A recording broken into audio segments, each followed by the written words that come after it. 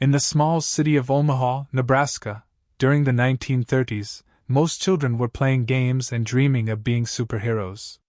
But one young boy named Warren was different. While others were spending their small allowances on candy, Warren was busy counting numbers and thinking about how to make money. He didn't just want to be rich, he was fascinated by the mechanics of wealth. Warren's entrepreneurial journey started very early. At the age of 6, he bought a 6-pack of Coca-Cola from his grandfather's grocery store for 25 cents. He then walked door to door in his neighborhood, selling each bottle for 5 cents. He made a 5-cent profit on every pack. It was a simple business, but it taught him the most important lesson of his life, the power of margins. By the time he was 11, Warren was already obsessed with the stock market. He spent his time at the local stockbroker's office, watching the prices of companies go up and down. One morning, he decided to take a huge risk.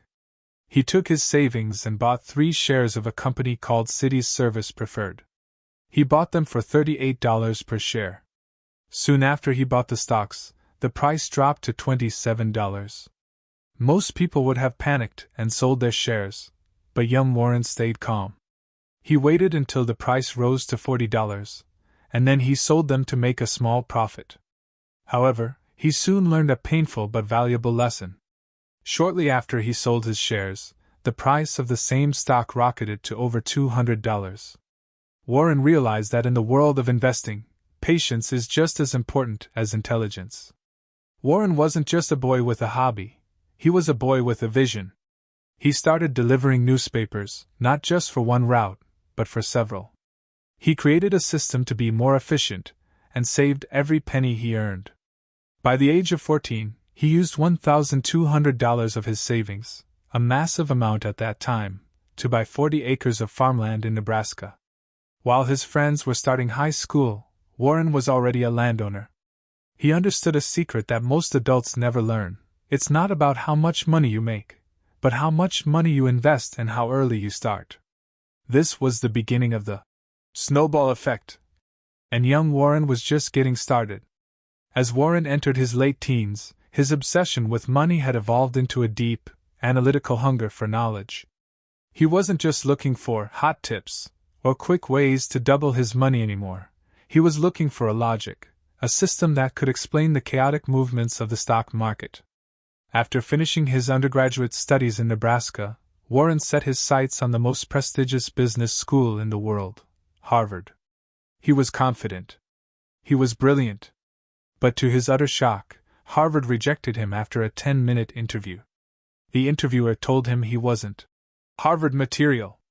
For many, this would have been a crushing defeat. But for Warren, it was a pivotal moment of fate. While browsing a library, he discovered a book called The Intelligent Investor by a professor named Benjamin Graham. Reading that book was, as Warren later described it, like a religious experience. He realized that Graham was teaching at Columbia University in New York. Warren immediately applied, and this time, he was accepted. He was about to meet the man who would become his greatest mentor. At Columbia, Warren was a star student. Benjamin Graham, known as the father of value investing, taught a revolutionary idea: a stock is not just a piece of paper that goes up and down in price. A stock is a small piece of a real business. Therefore, you should only buy a stock if the business itself is worth more than its current price. Graham called this the margin of safety. He taught Warren to ignore the emotions of the crowd and focus strictly on the facts, the balance sheets, and the numbers. One of the most famous lessons Warren learned from Graham was the metaphor of Mr. Market. Imagine you own a small share in a business and your partner is a man named Mr. Market. Every single day, Mr. Market comes to your door and offers to either buy your share or sell you his. The catch is that Mr. Market is very emotional. Some days he is incredibly happy and optimistic, so he offers you a very high price. Other days he is depressed and fearful, offering you a very low price. Graham taught Warren that you don't have to listen to Mr. Market. You should only trade with him when his price is a bargain. Warren spent his nights in the library, reading thousands of pages of financial reports. While his classmates were out partying in New York City, Warren was analyzing the intrinsic value of obscure companies. He became so meticulous that he eventually knew more about certain industries than the people who worked in them. He graduated from Columbia with the highest grade Graham had ever given a student. But there was a problem. Even though Warren was Graham's best student, Graham refused to hire him at his investment firm. At the time, Wall Street was a closed circle, and Warren was still a kid from Nebraska. Undeterred, Warren returned to Omaha. He was 21 years old. He had about $10,000 in savings, which is worth over $100,000 today, and he had a mind armed with the most powerful investment philosophy ever created. He was ready to start his own journey, but first, he had to overcome one final obstacle: his paralyzing fear of public speaking. He knew that to lead an empire, he had to learn how to talk to people. When Warren returned to Omaha in the mid-1950s, he possessed a mind like a supercomputer. He could analyze a balance sheet in seconds and find value where others saw garbage.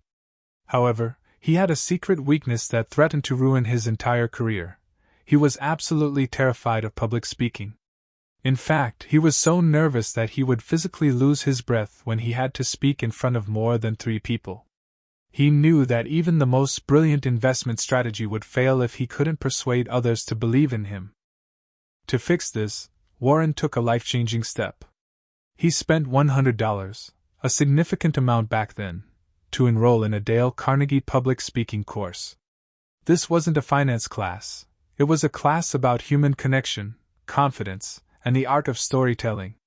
Warren practiced tirelessly, standing in front of mirrors and speaking to strangers. To this day, the only diploma Warren displays in his office is not his degree from Columbia or Nebraska. It is his certificate from that public speaking course. He realized that communication is a force multiplier for talent. In 1956, at the age of 25, Warren was ready to start his own investment firm, Buffett Partnership Limited. He started in his bedroom with 7 limited partners, mostly family members and friends. He had only $105,100 in total. Warren set very strict and unusual rules. He told his partners, "I will not tell you what I am buying. I will only tell you once a year how we performed. If you trust me, stay. If you don't, leave." This was a bold move, but it allowed him to focus on the long term without the pressure of daily market noise. Warren's strategy during these early years was what he called cigar butt investing. He looked for companies that were dying or very unglamorous, like a cigar butt found on the street that has only one puff of smoke left in it. These companies were so cheap that their stock price was lower than the cash they had in the bank. He bought them, squeezed out the last bit of value, and moved on. It wasn't elegant, but it was incredibly profitable. By 1962, the snowball was growing faster than anyone expected. Warren was managing millions of dollars, and his personal wealth reached a major milestone. He became a millionaire at the age of 31. But while his bank account was changing, his lifestyle was not. He still lived in the same modest house he bought for $31,500, drove a simple car, and spent his days reading. He wasn't interested in the status of being rich. He was addicted to the game of compounding. He understood that every dollar he didn't spend was a soldier that would fight to earn him more dollars in the future. He was building a fortress, one brick at a time, and the world was finally starting to take notice of the Oracle of Omaha. By the early 1960s, Warren Buffett was a millionaire with a reputation for being a wizard of numbers. His investment partnership was growing rapidly, and he was always looking for his next cigar butt. In 1962, he noticed a company called Berkshire Hathaway. At the time, it wasn't a world-famous holding company. It was a struggling textile mill in New England. The textile industry in the United States was dying because of cheap competition from overseas, but Berkshire had a lot of physical assets and cash. Warren started buying its stock because he believed the price was lower than the actual value of the company's equipment and buildings. Then, a small event changed the course of financial history. The manager of Berkshire Hathaway, a man named Seabury Stanton, made an oral agreement with Warren to buy back Warren's shares for $11.50 per share. However, when the official written offer arrived in the mail, the price was changed to $11.375. Stanton was trying to cheat Warren out of just 12.5 cents per share. Most people would have ignored such a small difference, but for Warren, it was a matter of integrity and a moment of ego. Feeling insulted and angry, Warren decided not to sell his shares. Instead, he did something radical. He bought even more stock until he owned the entire company. His goal was simple. He wanted to fire Seabury Stanton. He succeeded, but he soon realized he had made a massive mistake. He was now the owner of a failing textile business in a dying industry. He had tied up a huge portion of his capital in a cigar butt that had no smoke left. Warren later called this the $200 billion mistake, because if he had invested that money directly into insurance companies instead of trying to save a failing factory, he would have been even wealthier today. However, this is where Warren's genius truly shined. Instead of giving up, he began to use Berkshire Hathaway as a holding company. He realized that the textile business produced a small amount of cash, but it had no future. So, he took that cash and invested it into a completely different industry, insurance. In 1967, he purchased National Indemnity Company. He discovered the magic of insurance float. Float is the money that customers pay in premiums that the insurance company gets to hold until a claim is made. This allowed Warren to invest other people's money for his own profit. It was like having a bank that didn't charge interest. Slowly but surely, he moved Berkshire Hathaway away from textiles and toward high-quality businesses. He stopped looking for cigar butts and started looking for compounders, great companies that could grow for decades. The failing textile mill was now the foundation of a global empire. Warren had turned a moment of anger into a lesson in adaptability, proving that your greatest mistakes can become your greatest assets if you have the courage to pivot. By 1959, Warren Buffett was already a successful investor in Omaha, but he was still a lone wolf. He followed Benjamin Graham's rules strictly, looking for cheap, unloved companies. However, that year, a mutual friend introduced him to a brilliant lawyer named Charlie Munger. Although they had grown up in the same city and even worked at the same grocery store as children, at different times, they had never met. The moment they started talking at a dinner party, the sparks of a legendary partnership began to fly. They talked for hours, realizing they shared the same sharp wit and obsession with logic. Charlie Munger was the perfect counterpart to Warren. While Warren was focused on the quantitative side, the cold, hard numbers on a balance sheet, Charlie was focused on the qualitative side. Charlie argued that it was much better to buy a wonderful business at a fair price than a fair business at a wonderful price. He challenged Warren to stop looking for cigar butts that were dying and start looking for companies with an economic moat. An economic moat is a structural advantage that protects a company from its competitors, just like a moat protects a castle. This could be a powerful brand, a unique technology, or a loyal customer base. Charlie convinced Warren that if a company has a strong moat, it can grow its earnings for decades, and the compounding machine will work much better. Warren initially resisted this idea because he loved bargains, but Charlie's logic was irrefutable. The true test of this new philosophy came in 1972 with the acquisition of See's Candies. It was a famous chocolate company in California. The price was much higher than what Warren usually paid. It wasn't a cheap stock by Graham's standards. But Charlie insisted that the brand was so powerful that customers would pay almost any price for their favorite chocolate. Warren trusted Charlie and bought the company. It became one of their most profitable investments of all time, providing Berkshire Hathaway with a constant stream of cash to invest in other giants like Coca-Cola and Apple. Charlie Munger became the vice chairman of Berkshire Hathaway and Warren's closest advisor.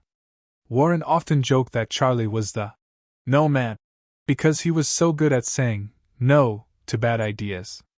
Together, they formed a duo that valued rationality above all else. They didn't care about what Wall Street thought. They only cared about the long-term strength of the businesses they owned.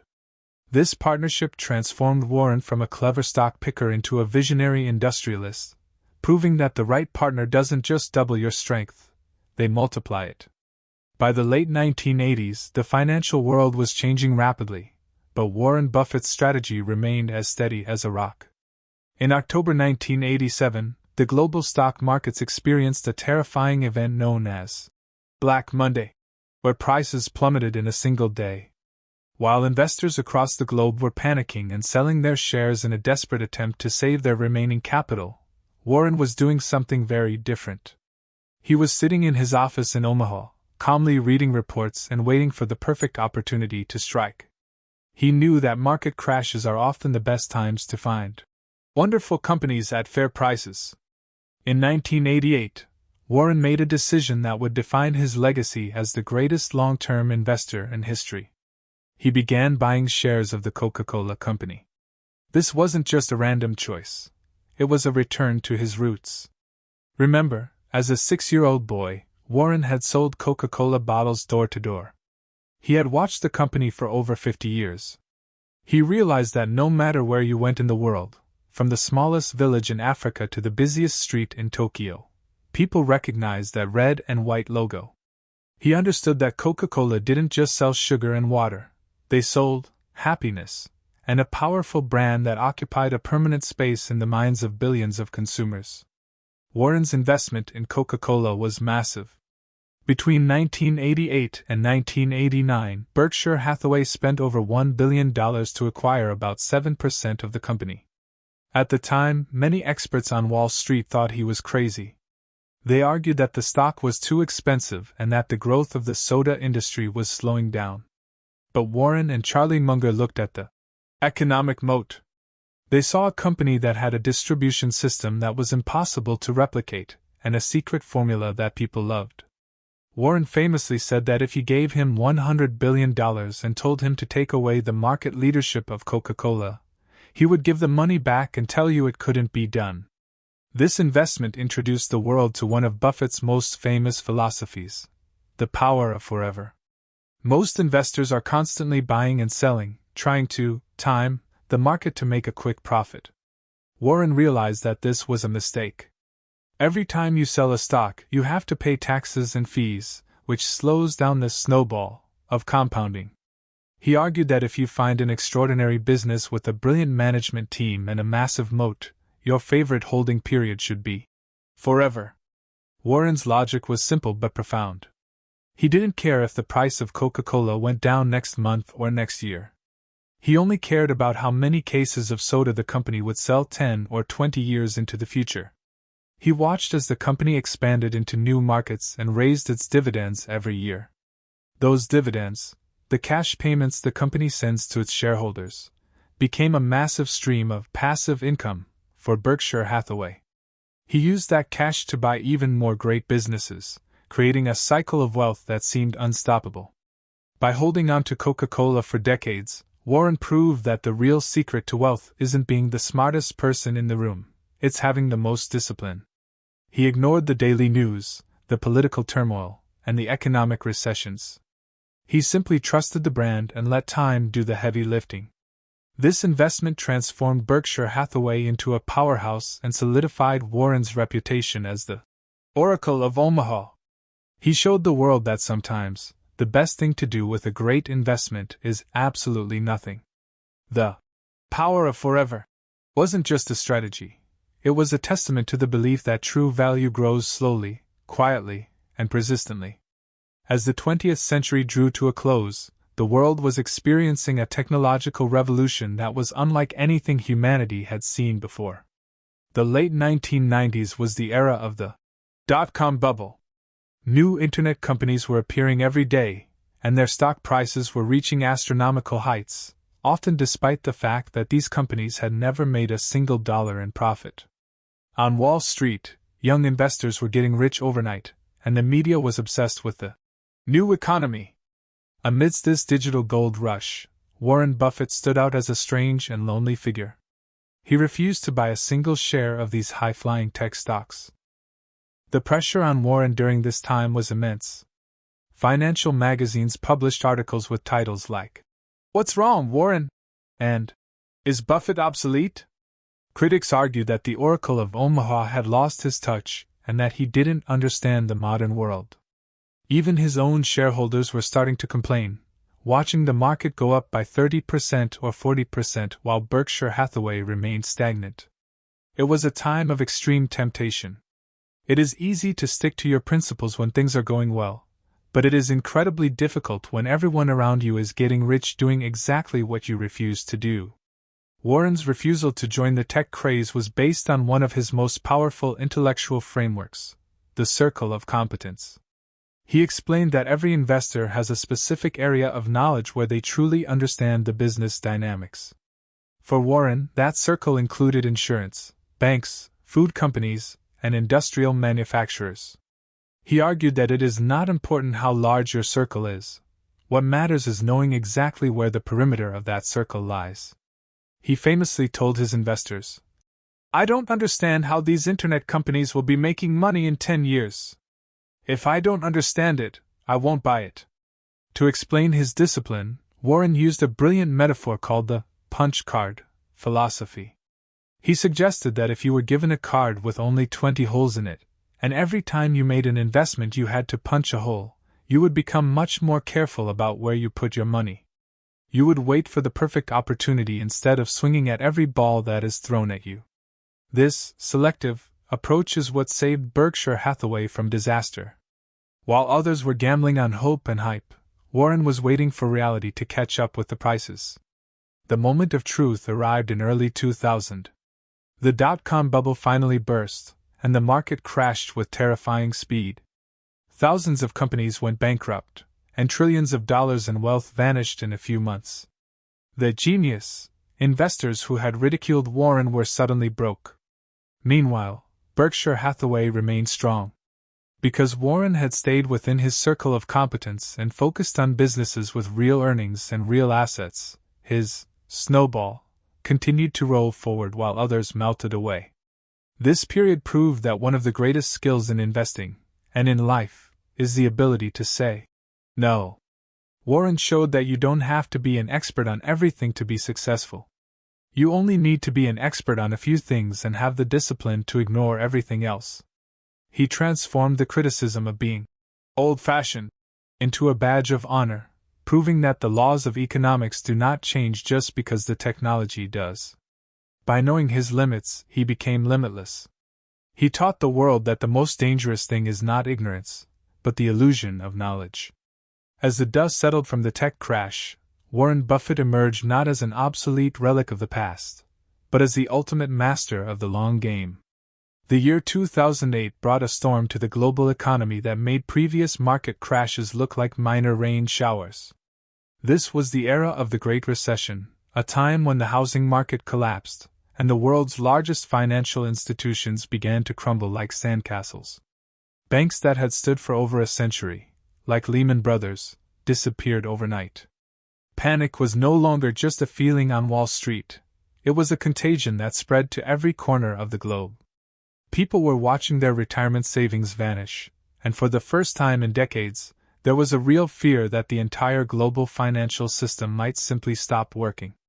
While the world was frozen in terror, Warren Buffett was doing exactly what he had practiced for 50 years. He was being greedy when others were fearful. Throughout the early 2000s, Warren had been criticized for holding onto a massive mountain of cash instead of spending it. He had billions of dollars sitting idle, earning very little interest. Critics called it a waste of capital. But Warren knew that cash is like oxygen, you don't notice it when it's there, but when it's gone, it's the only thing that matters. He had been waiting for a fat pitch, a perfect opportunity where he could use his liquidity to buy extraordinary assets at fire sale prices. As the crisis deepened, the phone in Omaha started ringing.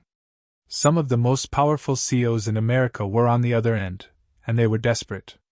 They didn't just need money, they needed the Buffett seal of approval. In a world where no one trusted anyone, Warren's reputation for integrity was more valuable than gold. If Warren Buffett invested in your company, it told the world that you were going to survive. He became the lender of last resort. He struck legendary deals with iconic American brands like Goldman Sachs and General Electric. However, Warren didn't just give this money away out of kindness. He was a master of the win-win deal. He provided these companies with the capital they needed to survive, but in exchange, he received high dividend preferred stock and warrants, the right to buy more shares in the future at a very low price. He was protecting his Berkshire Hathaway shareholders while saving the American economy at the same time. He was essentially acting as a private central bank, providing stability when the government was struggling to keep up. In the middle of this chaos, in October 2008, Warren did something highly unusual. He wrote an op-ed in the New York Times titled, "Buy American. I Am." He acknowledged that the news was terrible and that the economy was in a mess. But he reminded people of a simple historical truth: bad news is an investor's best friend. He wrote, "Fears regarding the long-term prosperity of the nation's many sound companies make no sense. Most major companies will be setting new profit records 5, 10, and 20 years from now." He was a contrarian in the purest sense. When the sky was falling, he was calmly buying pieces of the sky. Years later, when the dust finally settled and the economy recovered, the results of Warren's 2008 actions were staggering. The deals he made during the darkest days of the crisis earned Berkshire Hathaway billions of dollars in pure profit. But more importantly, he had solidified his status as a national hero and a symbol of stability. He proved that a true investor doesn't just look at charts, they look at the enduring strength of human ingenuity and the resilience of a nation. He had turned a global disaster into his greatest stage, demonstrating that the most important asset you can own during a crisis is not just money, but a calm mind and a long-term perspective. Despite being one of the wealthiest individuals in human history, Warren Buffett's personal life is a fascinating study in frugality and simplicity. Most people imagine that a billionaire's life is filled with private islands, golden faucets, and expensive supercars. However, if you were to visit Omaha, Nebraska, you might be shocked to see a white-haired man driving himself to work in a modest Cadillac, stopping at a McDonald's drive-thru along the way. Warren's lifestyle is a testament to the idea that true wealth is not about what you spend, but about the freedom to live exactly how you choose. Every morning for decades, Warren has followed a strict routine. On his 5-minute drive to the office, he stops at McDonald's. He chooses one of 3 meals: a sausage biscuit for $2.61, a sausage, egg, and cheese biscuit for $2.95, or a bacon, egg, and cheese biscuit for $3.17. He decides which one to buy based on how the stock market is performing that morning. If the market is down, he goes for the cheaper option. This isn't because he can't afford the extra 56 cents, it's because his mind is perpetually tuned to the concepts of value and discipline. For Warren, wasting money, even a few cents, is a violation of his core principles. This simplicity extends to where he lives. Since 1958, Warren has lived in the same 5-bedroom, 2.5-bathroom house that he bought for $31,500. While other billionaires build mega mansions, with dozens of rooms they never use, Warren feels perfectly at home in his quiet neighborhood. He often says that he has everything he needs right there. He doesn't have a private chef or a personal driver. He values his time and his privacy more than any ostentatious display of wealth. He believes that status symbols are actually burdens that steal your focus and your peace of mind. However, the most incredible part of Warren's personal story is what he plans to do with his mountain of gold. In 2006, he made a staggering announcement that changed the world of philanthropy forever. He pledged to give away 99% of his fortune to charitable foundations, primarily the Bill and Melinda Gates Foundation. He didn't want to leave a massive inheritance to his children, famously stating that he wanted to give them enough money so that they would feel they could do anything, but not so much that they could do nothing. He believes that excessive inherited wealth is harmful to both the children and society. Along with Bill Gates, Warren started the Giving Pledge, a campaign that encourages the world's wealthiest individuals to commit the majority of their wealth to philanthropic causes. For Warren, the joy of money was never in the accumulation or the spending, it was in the game of investing and the ability to eventually use that money to solve global problems like disease and poverty. He views himself as a temporary steward of his wealth, a man who happened to be very good at a specific skill and wants to return the rewards of that skill to the world. By living a simple life while managing a global empire, Warren Buffett has redefined what it means to be successful. He has shown that you don't need a lifestyle of excess to be the most powerful person in the room. His happiness comes from a good book, a game of bridge with friends, a cherry Coke, and the intellectual challenge of the next investment. He has proven that the ultimate luxury isn't owning things, it's owning your own time and remaining true to your values, no matter how many zeros are in your bank account. As Warren Buffett enters his 10th decade of life, his legacy is no longer just about the billions of dollars he has accumulated. It is about the Buffett Blueprint, a set of timeless principles that anyone, regardless of their profession or bank account, can apply to their own life. The story of the boy who sold Coca-Cola door to door and became the wealthiest man in the world ends not with a final transaction, but with a profound philosophy on how to live. The cornerstone of this blueprint is the idea of the inner scorecard. Warren explains that most people live by an outer scorecard, constantly worrying about what others think of them, their clothes, their cars, or their titles. But Warren argues that true peace of mind comes from living by your own standards. He often asks, would you rather be the world's greatest lover, but have everyone think you're the world's worst? Or would you rather be the world's worst lover, but have everyone think you're the world's greatest? By focusing on your own integrity and progress, you become immune to the noise of the world. Another vital lesson is that the snowball effect applies to more than just finance. Warren believes that knowledge and relationships compound exactly like interest. If you read 500 pages every day, your knowledge doesn't just add up, it builds on itself, allowing you to see patterns that others miss. He calls this the Buffett formula.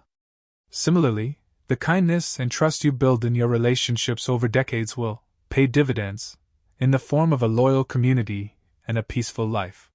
He reminds us that it takes 20 years to build a reputation and only 5 minutes to ruin it. If you think about that, you will do things differently. Warren also emphasizes the importance of time management as the ultimate luxury. Despite his wealth, he keeps his calendar almost empty. He doesn't fill his day with useless meetings or busy work. He understands that no is the most powerful word in a successful person's vocabulary. By saying no to the unimportant, he says yes to the things that truly matter, like reading, thinking, and spending time with the people he loves. He has shown that being busy is often a sign of a lack of control, while being productive is a sign of a disciplined mind. Finally, when asked about his definition of success, the Oracle of Omaha doesn't mention the S&P 500 or his net worth. Instead, he says that at the end of your life, the only measure of success is how many of the people you want to have love you actually do love you. He believes that love is the only thing in the world that multiplies when you give it away. If you try to hold on to it, you lose it, but if you give it out, you get back even more. The journey of Warren Buffett is a masterclass in patience, discipline, and rationality. He proved that you don't need to be a genius or live in a financial capital like New York to change the world. You simply need a long-term fuse, a circle of competence, and the courage to stand alone when the crowd is running in the opposite direction. As we close this series, remember that your own snowball is just starting to roll.